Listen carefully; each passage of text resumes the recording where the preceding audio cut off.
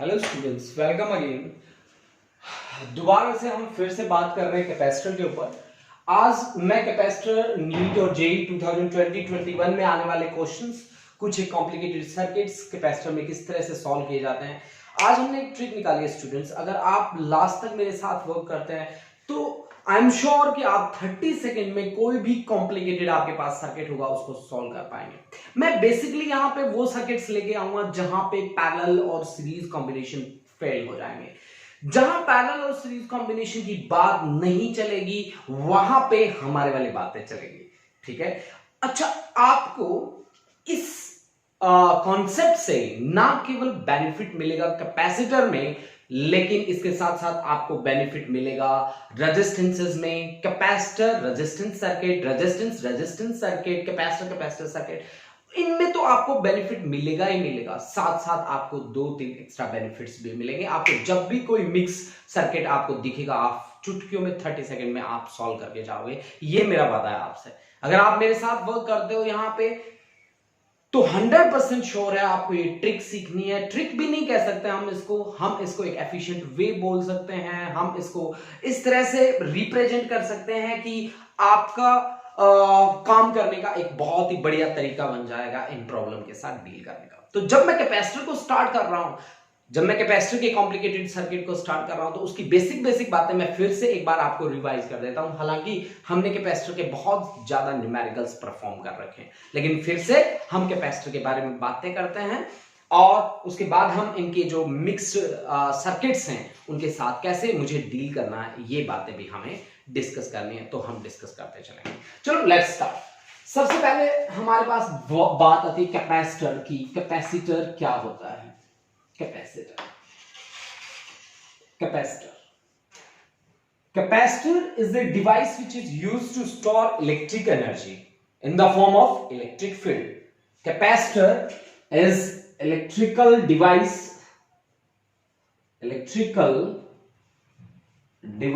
which is used to store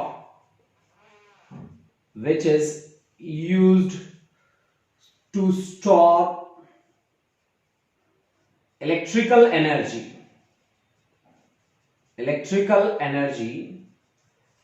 in the form of electric circuit, in the form of electric field.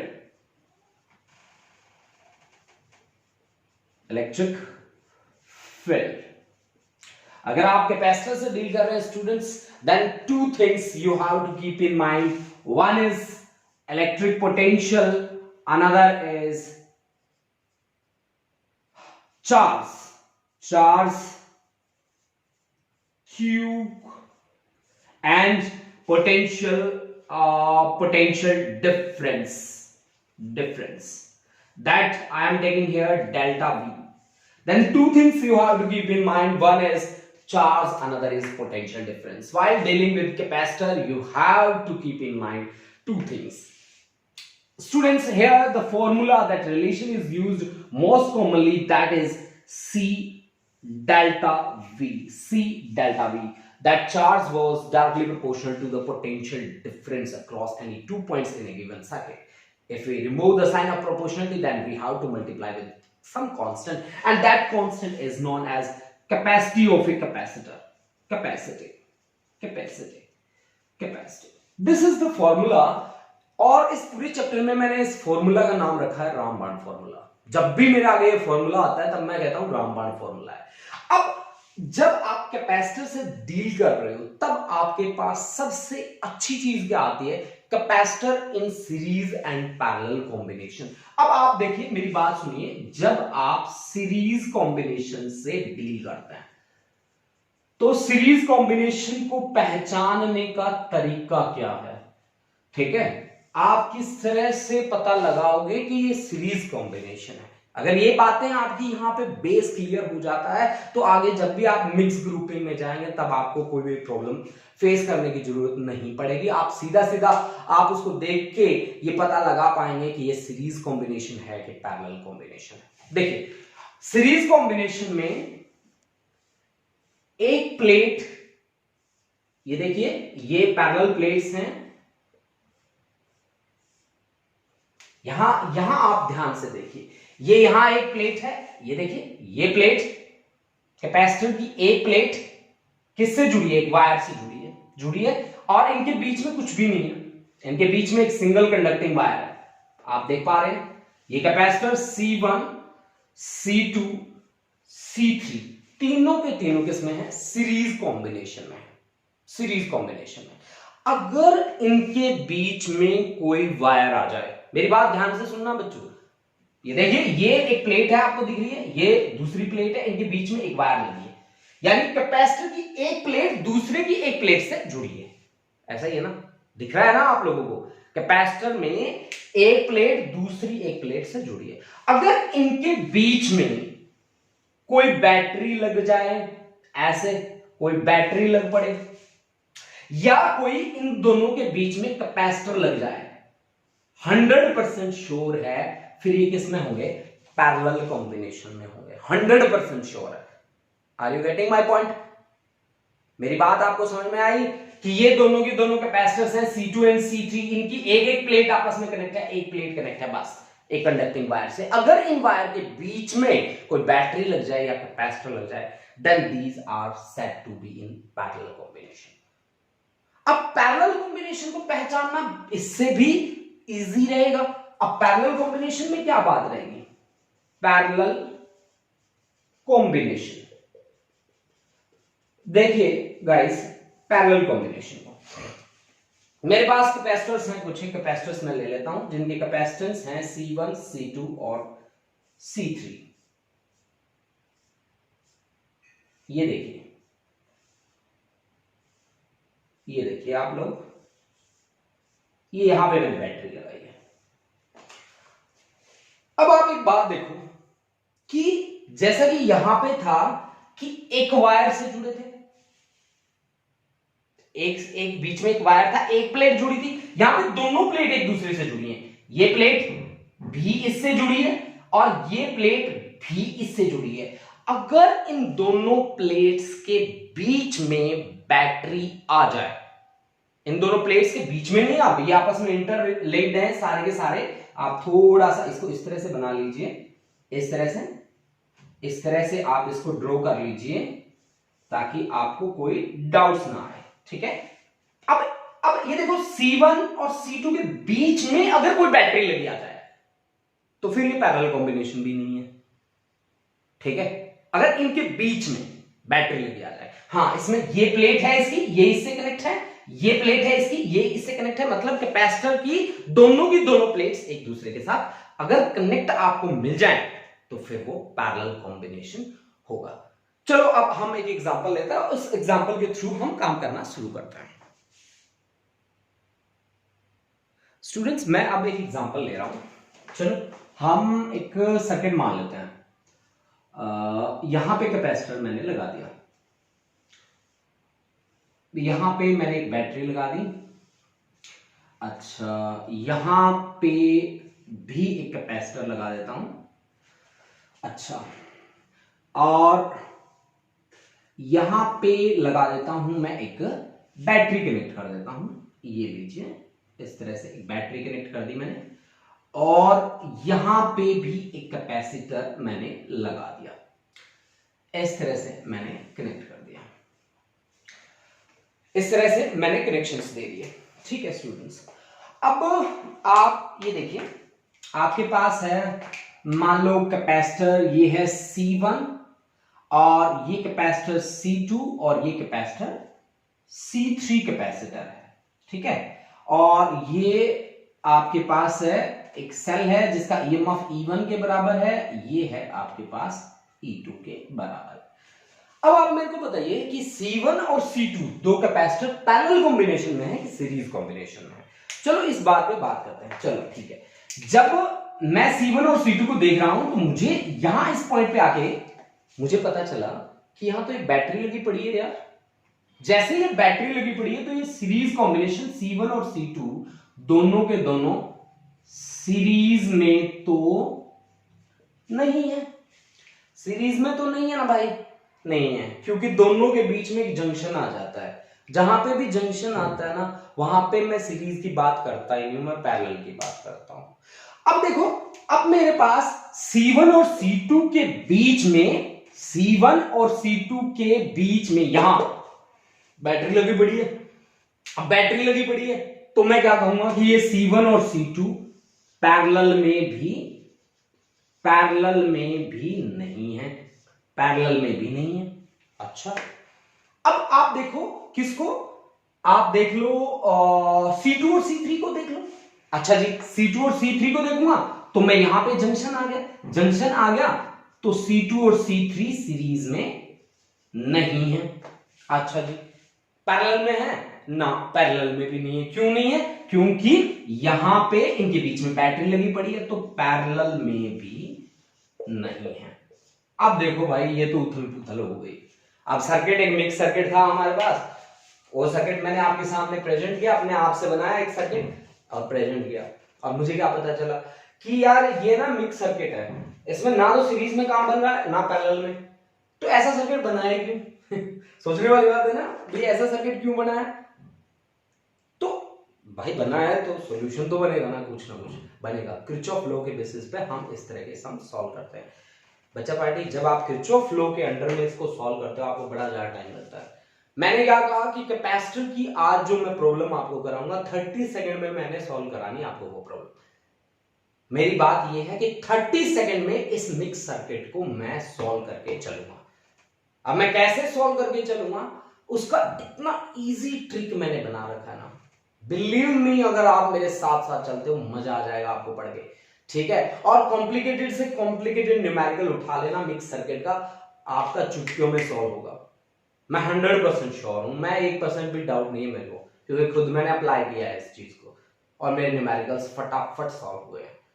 ठीक है students, अब देखो इस तरह के सर्किट्स को सॉल्व करने के लिए मैं क्या करता हूं, इसको थोड़ा सा मैं ठीक से ड्रॉ करता हूं, उसके बाद हम काम करते हैं। अब देखिए बच्चा पार्टी, मैंने थोड़ा इस सर्किट को यहां पे कैपेसिटेंस C1 की वैल्यू 1 ली है, C2 की वैल्यू मैंने 2 ली है, C3 की वैल्यू मैंने 3 ली है, और इसका जो पोटेंशियल है वो 4 वोल्ट मैंने लिया है, इसका 5 वोल्ट मैंने लिया है, और यहाँ पे सारे पॉइंट मैंने कंसीडर कर लिए A B C D E F। देखिए इस सर्किट को मैं सॉल्व करने के लिए नोडल मेथड का यूज करूंगा। यहां पे हर पॉइंट, ये क्या कहलाता है? Node. This is node, and this is also a node, this A is node, ये नोड्स हैं आपके पास, नोड, ये A B C D E F, ये सारे के सारे नोड्स हैं आपके पास। और आप इस सर्किट को सॉल्व करने के लिए जिस मेथड का आप यूज करने वाले हो, that method is nodal method. आप सोच रहे होंगे ना कि 30 सेकंड में सॉल्व होना था, है ना, और अब तक बात बन नहीं रही। स्टूडेंट्स मैं आपको समझा रहा हूं, इनिशियली आपको समझना है, फिर हम इसका यूज करेंगे। देखो ये मेथड अगर आप समझ जाते हैं तो डायरेक्टली आप आंसर कर पाएंगे कि चार्ज थ्रू C1 क्या होगा, C2 C3 से चार्ज कितना होगा, पोटेंशियल, ठीक है, आपके पास potential through capacitance C1, through capacitance C2, through capacitance capacitor C3, और उसके साथ साथ आप पोटेंशियल डिफरेंस भी निकाल सकते हैं A और D के बीच में, A और D के बीच में, A और E के बीच में। आपसे कुछ भी पूछ ले इस तरह का, AB पूछ ले, AF पूछ ले, AB पूछ ले आपसे, AF पूछ ले, ये सारे के सारे क्वेश्चंस का आंसर आप चुटकियों में दे पाएंगे अगर आप इस मेथड को बहुत ही अच्छे तरीके से समझ लेते हैं तो। अब देखो बच्चों, अब आपको इस शॉर्ट ट्रिक का यूज कैसे करना है, देखो आप साथ साथ मेरे साथ साथ इनके स्क्रीनशॉट लेते जाओ, क्योंकि मेरे पास बोर्ड पे थोड़ी जगह कम है, तो मेरे को बीच बीच में कुछ चीजें आपके लिए रब भी करनी पड़ेगी। अब देखो कैसे हमें काम करना है, ठीक है, इन सारे क्वेश्चंस के आंसर मुझे देने हैं, ठीक है, और मुझे काम करने के लिए क्या करना पड़ेगा, चलो स्टार्ट करते हैं भाई। ये सारे क्वेश्चंस के आंसर मैं आपको दूंगा, आप स्क्रीनशॉट ले सकते हैं, आप देख सकते हैं कि जगत सर ने कहीं कोई टॉपिक मिस तो ना कर दिया हो, चेक कर सकते हैं आप लोग मुझे, ठीक है। अच्छा जी, अब सबसे पहले आपको एक नोड पे पोटेंशियल मानना है 0। अब आप वो नोड कौन सा नोड लेंगे जहां से सबसे ज्यादा ब्रांचेस निकल रही हो। मैं इस फिगर को ध्यान से देखता हूं, जहां सबसे ज्यादा ब्रांचेस निकल रही हो मैंने ई पे मान लिया कितना 0। 0 मैंने यहां पे पोटेंशियल मान लिया इस पे पोटेंशियल मान लिया 0। अब आप मेरी एक बात ध्यान से सुनिए, अगर आप नेगेटिव टू पॉजिटिव, अगर आप पॉजिटिव की तरफ जा रहे हैं तो प्लस वैल्यू, और नेगेटिव की तरफ जा रहे हैं तो माइनस वैल्यू। तो अगर if you are moving towards positive then take plus, ठीक है। If you are moving towards negative then take minus. कैसे भाई? अब यहां पे 0 है, आप प्लस की तरफ जा रहे हैं ना, ये देखो माइनस से प्लस की तरफ जा रहे हैं, तो यहां एफ पे कितना होगा पोटेंशियल 4। यहां पे कितना होगा? यहां पे भी 4 ही होगा भाई, कंडक्टिंग वायर है बीच में। अब यहां पे बी पे कितना होगा? नहीं समझ में आ रहा, नहीं आ रहा मुझे समझ में। और डी पे कितना होगा? नहीं भाई नहीं आ रहा, कैपेसिटर लग गया ना बीच में, नहीं आ रहा। जहां जाके पजल हो जाता है। अब वो भी ऐसा पॉइंट देखिए जहां से सर्किट ज्यादा निकल रहे हैं, जहां पजल हुए हैं वहां मान लीजिए आप एक्स पोटेंशियल एक्स, यहां आपने माना है एक्स। मेरी बातों को बड़े ध्यान से सुनना आपको, क्योंकि जो जो पॉइंट जो बातें मैं कर रहा हूं ना यहां पे, वो बातें आपको किसी भी कॉम्प्लिकेटेड प्रॉब्लम से लड़ने में बड़ा हेल्पफुल रहेंगी। अब स्टूडेंट मैंने क्या कहा, मैं जहां उलझा था ना वहां मैंने क्या मान लिया? एक्स मान लिया, ठीक है। वहां मैंने क्या मान लिया? एक्स मान लिया। अब तक मेरी बात शायद आपको समझ में आ गई होगी। अगर मैंने यहां पे एक्स माना तो सी पे कितना होगा पोटेंशियल? देखो मैं प्लस से माइनस की तरफ जा रहा हूं तो माइनस कर दीजिए एक्स -5 है ना, कंडक्टिंग वायर है, तो डी पे कितना होगा? एक्स -5। यहां ई पे 0 मैंने मानना है, देखिए है नहीं, मानना है मैंने, आपके लिए मैंने सॉल्व करने का एक तरीका बनाया, ठीक है बच्चा बाटी। अब देखो, अब सुनो, यहां तक मेरी बात अगर आपको समझ में आ गई हो, अगर नहीं आई हो तो आप पीछे जाएं वापस से, और फिर घूम के वापस आके फिर से मेरी बातों को ध्यान से सुने और आगे बढ़े। अब मैं मान रहा हूं, मान लीजिए चार्ज मैं मान रहा हूं इस पॉइंट पे जहां पे आपने 0 माना है, वहां पे इसमें चार्ज का फ्लो होता है ना, कैपेसिटर के केस में, रजिस्टर के केस में करंट का फ्लो होता है। तो चार्ज मान लो यहां आ रहा है Q1, इस पॉइंट पे लेके आने सारे चार्जेस को, ठीक है, सारे के सारे चार्जेस को इस पॉइंट पे लेके आने। यहां पे Q1 आ रहा है, यहां पे Q2 आ रहा है, और यहां पे Q3 चार्ज आ रहा है। आपको एक जंक्शन लॉ का पता होगा, sum of all currents meeting at a point is equal to 0, यानी कि जितने इनकमिंग होते हैं उतने आउटगोइंग होते हैं। तो यहां पे भी वही वाली बात लगा दो कि sum of all charges meeting at a point E must be equal to 0, that is Q1 plus Q2 plus Q3 is equal to 0। अब मेन कहानी है ना यहां से है आनी, ठीक है। अब मेन कहानी यहीं से बनेगी। अब कैसे बनेगी? आपको Q is equal to C delta V आपको याद रख के चलना है, C डेल V आपका ये है रामबाण फॉर्मूला। तो Q1 देखो भाई, Q1 कहां से आ रहा है? जिसका कैपेसिटेंस 2 है उस कैपेसिटर से निकल के आ रहा है, Q1 आ रहा है। तो Q is equal to C, capacitance तो ठीक है 2 है, 2 है उसकी वैल्यू, डेल्टा V यहां पे कितना मान रखा x, यहां पे कितना है 0, तो C कितना है 2। देखो यहां से Q1, C कितना है 2, और डेल्टा V ये Q1 है C2 के लिए 2, B पे है x -0 प्लस Q2 कहां से आ रहा है भाई? C1 से आ रहा है, C1 से आ रहा है।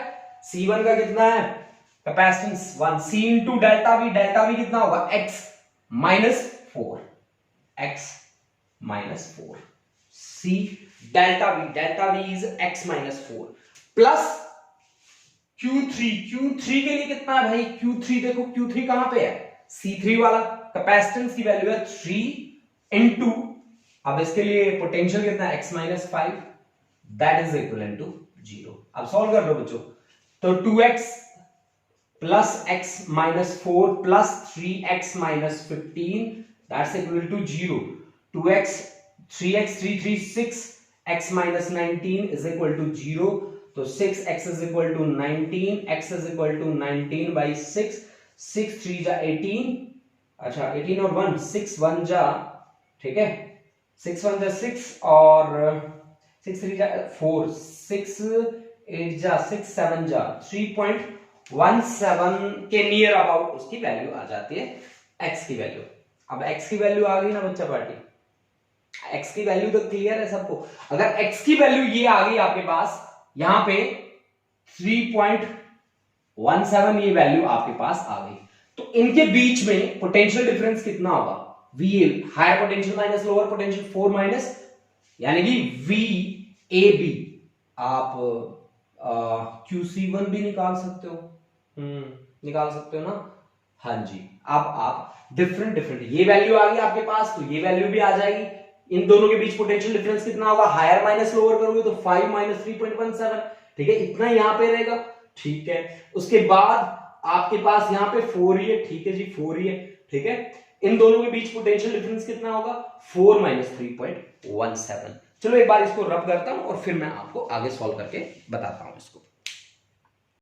अब देखो, अब मेरे को क्या निकालना है, potential difference for capacitor, potential for capacitor C1।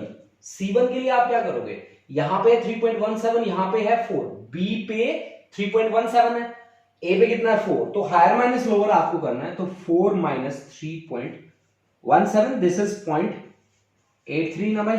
अच्छा VC2 कहां है, यहां है, यहां पोटेंशियल कितना है 3.17 और यहां पे कितना माना था आपने 0, तो दिस इज 3.17। VC3 में कितना था x माइनस 5, तो बड़ा कौन है, x है कि 5 है, 5 है ना, तो बड़े में से छोटा सब्ट्रैक्ट कर दीजिए, तो ये आ जाएगा 1.83। अब आप QC1 भी निकाल सकते हैं। QC1 क्या होता है, C डेल्टा V होगा भाई, C डेल्टा V, तो C1 डेल्टा V, C1 कितना है, C1 का वैल्यू है 1, डेल्टा V का है 0.83, देन आंसर इज 0.83। QC2 कितना आएगा, C2 delta V, C2 is 2, delta V हमारे पास C2 के लिए डेल्टा V कितना है 3.17, तो 6.34। QC3 दिस इज 1.83 और मल्टीप्लाइड बाय 3, तो 3 3 जा 9, 8 3 जा 24 और 5.49 आपके पास QC3 की वैल्यू आ गई। अब कंपटीशन में क्या पूछा जाता है, कंपटीशन में पूछने वाली बात, चाहे IIT लेवल की बात करें, चाहे हम नीट की बात करें, कंपटीशन में आपसे जो पूछने वाली बात है वो potential difference between A and D पूछ लेंगे, जैसे VAD पूछ लेंगे, VAE आपसे पूछ लेंगे। तो सबसे पहले मैं VAD की बात करता हूं।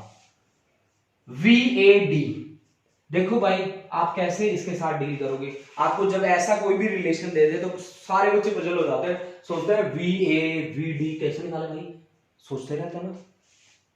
तो आप सीधा करिए ना इसको, VA minus VD, VA minus VD, VA कितना है 4 माइनस VD कितना है, VD x माइनस 5 है ना, तो माइनस x माइनस 5, कोई बात नहीं, तो 4 माइनस x कितना है भाई 3.17 माइनस 5 है ना, तो इसकी वैल्यू कितनी आएगी, माइनस 1.83 आएगी ना, तो ये आ जाएगा 4 प्लस 1.83, तो ये आ जाएगा 5.83। Are you getting my point, 5.83।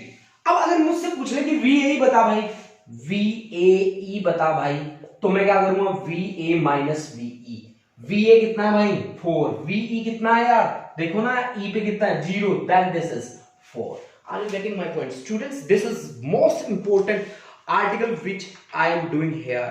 VAB आप AB के बीच में भी निकाल सकते हो, VAB तो VA माइनस VB, VA कितना है भाई 4, VB कितना है भाई 3.17, आंसर कितना आ रहा है भाई 83.83 दिस इज द आंसर। अगर आपको ये बातें समझ में आ गई होंगी तो नेक्स्ट क्वेश्चन जो मैं आपको देने वाला हूं स्टूडेंट्स, बिलीव मी, आप 1 मिनट में उसको सॉल्व करेंगे।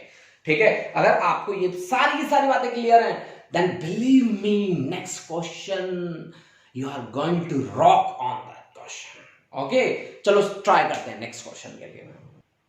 अब स्टूडेंट्स हमारे पास ये एक प्रॉब्लम दे रखी है और हमसे पूछा गया है कि VAD कितना होगा, VAE कितना होगा। हम पहले तो असाइन कर लेते हैं नोड्स मान लेते हैं भाई। यहाँ पे ये है हमारे पास A, ये B और ये C and this is D, this is E and this is F। अब हमसे पूछा गया है A और D के बीच में पोटेंशियल डिफरेंस कितना होगा, A और E के बीच में कितना होगा, A और B के बीच में कितना होगा, A और C के बीच में कितना होगा, A और F के बीच में कितना, कुछ भी पूछ सकते हैं भाई। ठीक है, इसी तरह से पोटेंशियल C1 के लिए कितना होगा, C2 के लिए कितना होगा, C3 के लिए कितना होगा, चार्ज C1 से कितना फ्लो करेगा, C2 से कितना फ्लो करेगा, C3 से।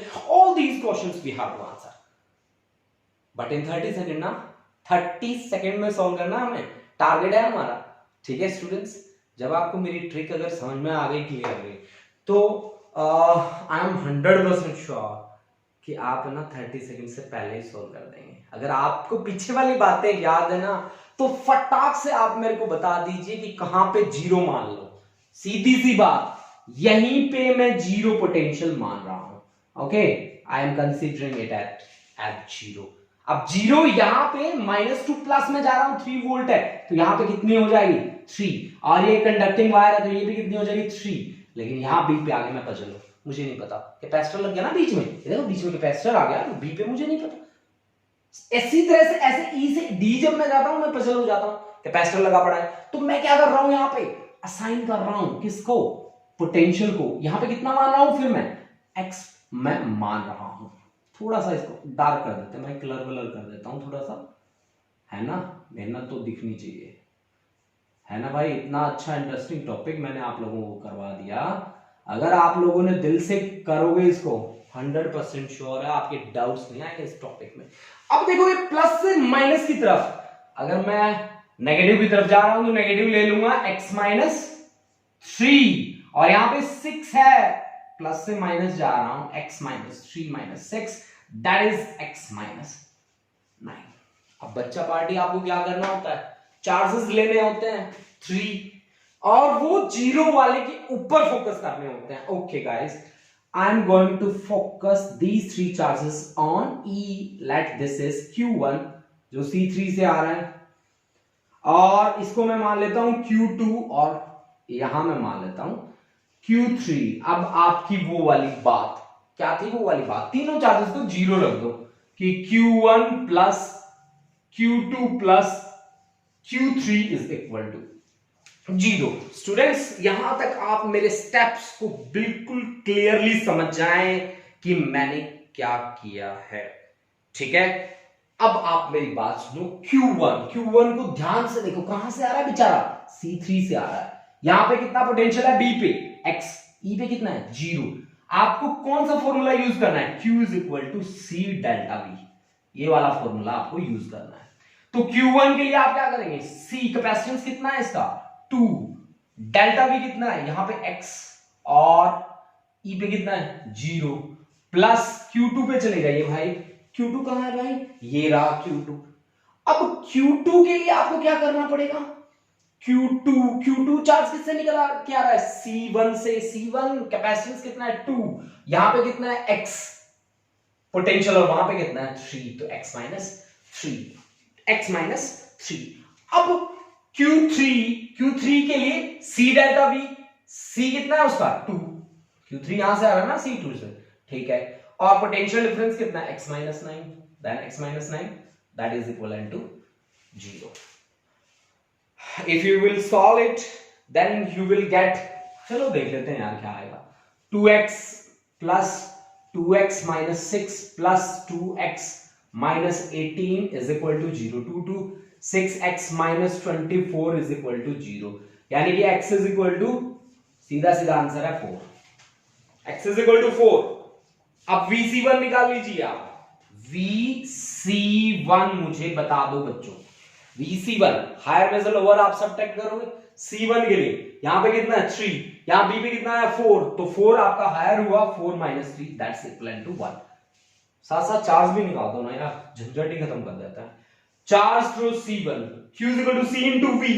C कितना है, कैपेसिटेंस कितना है 2, V कितना है 1, तो 2 into 1 this is 2। Okay VC2 कहां पे है भाई, C2 के लिए मेरे को काम करना है यार, C2 कहां है, यहां बैठा है। अच्छा x माइनस 9 बड़ा है कि x बड़ा है, नहीं x तो छोटा है बेचारा, x की वैल्यू तो 4 है, तो 9 माइनस 4 कर दीजिए, दिस इज 5। तो QC2 आपके पास कितना आएगा, Q is equal to C into V, capacitance है 2, ये है 5, दिस इज 10। अच्छा VC3 कहां पे है, C3 कहां पे है, C3 2, अच्छा 2 और x ये भाई x की वैल्यू है 4, this is 8। QC3 Q is equal to C into V, V की वैल्यू तो ये रही, C की वैल्यू 2 आपने ले ही रखी है, तो आपके पास ये आ गया। अब बात क्या है, VAD आपको निकालना है।